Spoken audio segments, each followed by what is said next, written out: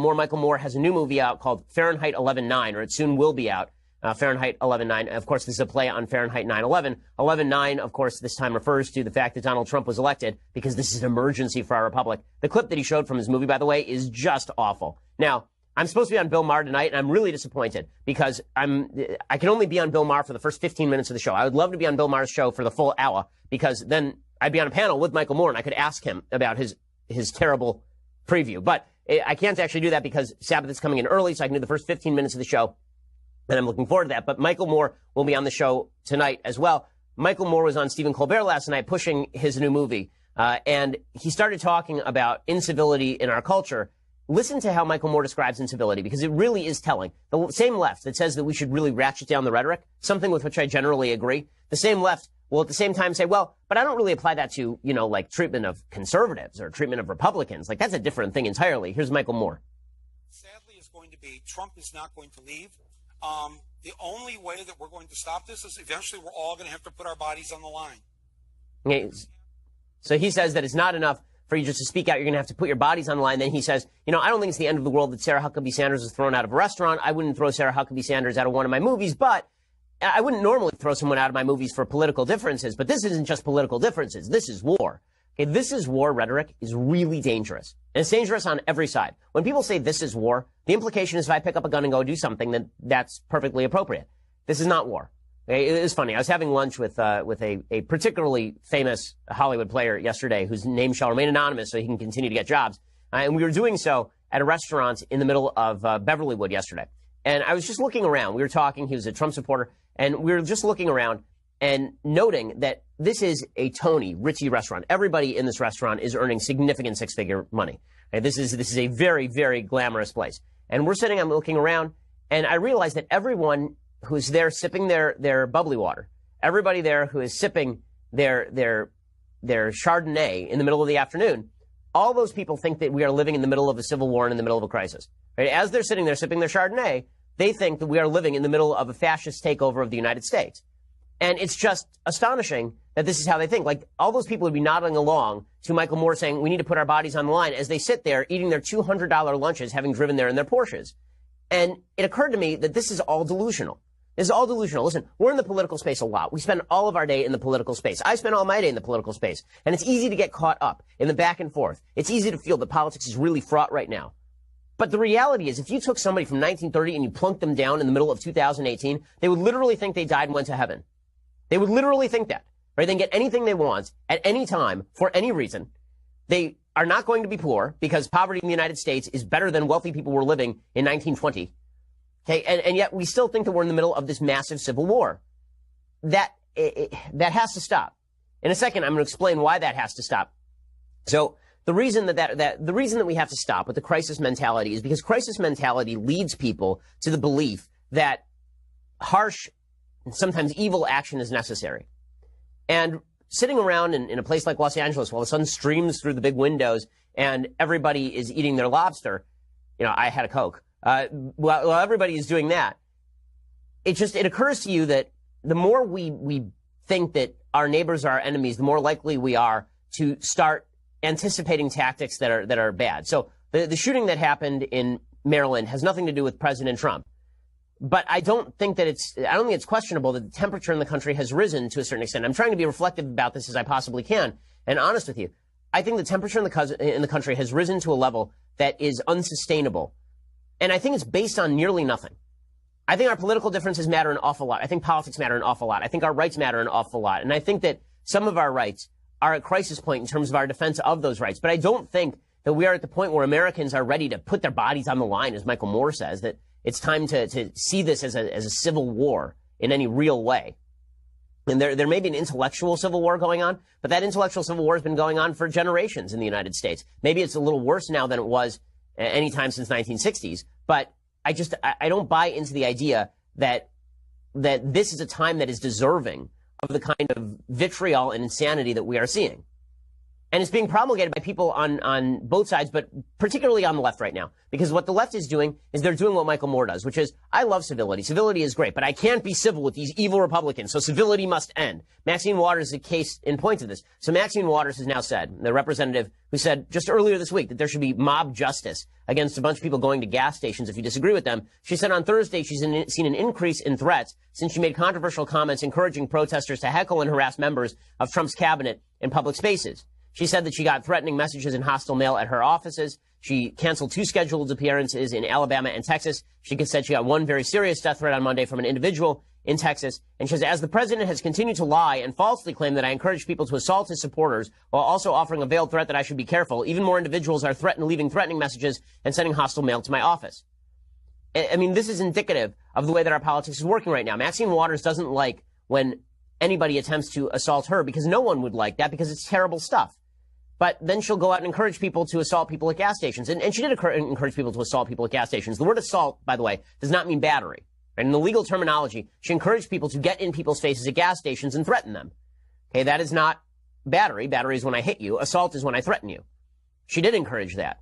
There's no question she encouraged that. And she felt okay encouraging that because it was somebody on the other side. So in other words, everybody is in favor of civility as long as it applies to people on their own side, but nobody's in favor of civility when it's applied to people on the other side. And the reality is that we live in the most civil of times.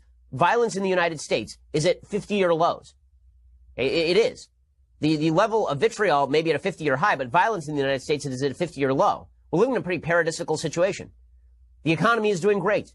There is no excuse for this level of insanity in our current politics. And yet, everybody continues to go insane. And that's only being exacerbated, of course, by the situation with the Supreme Court. Because now that Justice Kennedy has stepped down, the left is fully convinced that the right is coming for everything that they hold dear. Not understanding, of course, how the Supreme Court works in the first place, having used the Supreme Court as the tool of their leftist politics for nigh on 80 years at this point. The Democrats are now firmly convinced that the Republicans are going to come in, they're going to swoop in with the Supreme Court at their behest, and they're going to run roughshod over everybody's rights, and we'll be living in a Nazi state. This kind of insane, over-the-top talk is not good for the country. And again, I think there are a lot of people in the country who right now feel justified in being uncivil. Incivility can bleed into violence. I'm not going to blame people who are uncivil for violence, but I will say that when you raise the temperature every so often, you're going to get the pot boiling over. Right? When the temperature is room temperature in the pot, it doesn't boil over ever. When the temperature is a little bit high and then you put the lid on, then it is more likely that the pot is going to boil over. I think that the likelihood the pot is going to boil over right now.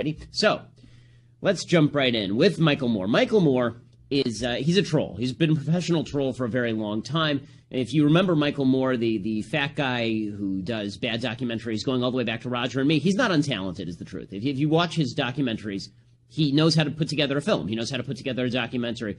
He spent a lot of time very early in his career suggesting socialism was the best. Now he's moved on to full-blown communism. But his new movie is all about how America keeps invading all these places in the world, and it's so terrible. American invasion creates just all this blowback. Well, Michael Moore isn't getting very much attention for his new documentary. And so the way he's decided to fight that is by going after Donald Trump, because Trump is the owner and occupier of all mainstream media. So today, Michael Moore, who is, he's beginning to, he looks either like, I mean, there's no way to do a Michael Moore story without making fun of his looks. There's just no way to do it. So we're just going to do it. He either looks like Toodles from Hook, or for those who've seen that film, or he looks like a 75-year-old grandmother, right? I mean, those are the two things. And he's beginning to look more like this as time goes on. He looks like a homeless grandmother on the street. So there he is outside of Trump Tower, holding a sign that says, "We are all Muslim," right? Because he's demonstrating to the world that he stands with Muslims and not with Donald Trump. And he wrote an open letter to Donald Trump that reads as follows, quote, "Dear Donald Trump, you may remember, you do after all have a perfect memory, that we met back in November of 1998 in the green room of a talk show where we were both scheduled to appear one afternoon. But just before going on, I was pulled aside by a producer from the show who said that you were nervous about being on the set with me. She said you didn't want to be ripped apart and you wanted to be reassured I wouldn't go after you." "Does he think I'm going to tackle him and put him in a chokehold?" I asked, bewildered. "No," the producer replied. "He just seems all jittery about you." "Huh, I've never met the guy. There's no reason for him to be scared," I said. "I really don't know much about him other than he seems to like his name on stuff. I'll talk to him if you want me to."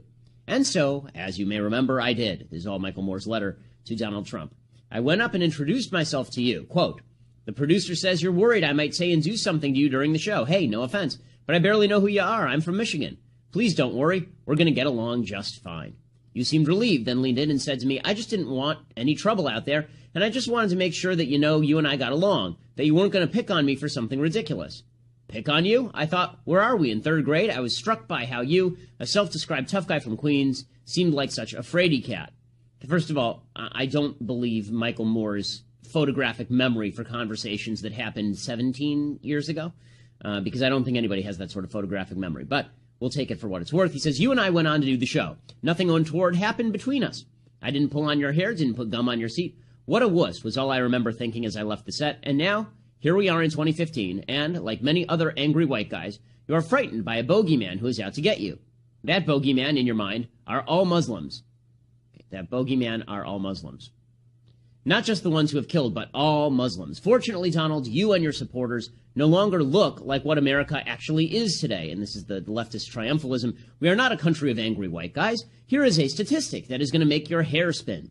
81% of the electorate who will pick the president next year are either female, people of color, or young people between the ages of 18 and 35. In other words, not you, and not the people who want you leading their country. Now, to take a pause for just 1 second. 81% of the electorate are female, people of color, or young people. Okay, first of all, females already are 55% of the electorate. Okay, so I'm not sure that this is coming as a shock to anyone. It turns out there are just as many women as men in the population, and women vote at a higher rate than men do. And as far as young people being a percentage of the population, this has also been historically true. So, this idea that Trump doesn't know this is, of course, silly. But Michael Moore continues, so in desperation and insanity, you call for a ban on all Muslims entering this country. I was raised to believe that we are all each other's brother and sister, regardless of race, creed, or color. That means if you want to ban Muslims, you're first going to have to ban me and everyone else. We are all Muslim. And he continues, just as we are all Mexican, we are all Catholic and Jewish and white and black and every shade in between. We are all children of God or nature or whatever you believe in, part of the human family, and nothing you say or do can change that fact one iota. If you don't like living by these American rules, you need to go to the timeout room in one of your towers and sit there and think about what you've done. And then he asks everybody to take pictures like this one. Presumably all of them are more photogenic than Michael Moore. I want to focus in for just a second on these couple of paragraphs, because this really is leftism in a nutshell, and it is so ignorant, and it is so stupid. I mean, just truly stupid, truly idiotic. I mean, like, you have to have a low IQ to believe these things, or you have to have been inculcated in a school of thought that suggests that values are of no consequence whatsoever. He says, this part, and that's just really amazing. He says, I was raised to believe we are all each other's brother and sister, regardless of race, creed, or color. Okay, race and color. To suggest that he is responsible for a whack job who had a vendetta. The big problem is that you have enormous bureaucracies that employ literally millions of people and that cost an enormous amount of money, and Congress right now has an incentive to kick all the lawmaking power over to the regulatory bodies, and those regulatory bodies have no incentive not to spend enormous amounts of public money. The reality is, though, that cutting those departments won't make a difference. The first thing you have to do is privatize Social Security and restructure Medicare and Medicaid. Right? Social Security, Medicare, and Medicaid represent 66% of the federal budget every year. They are the main drivers of America's national debt.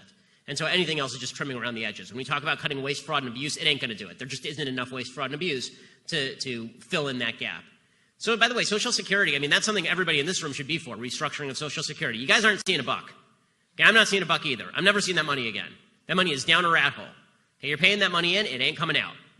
The only way you're ever going to get that money back is if we have a system whereby we guarantee the Social Security payments of everybody, say, above the age of 55, but we start to transition people on an age-rolling basis.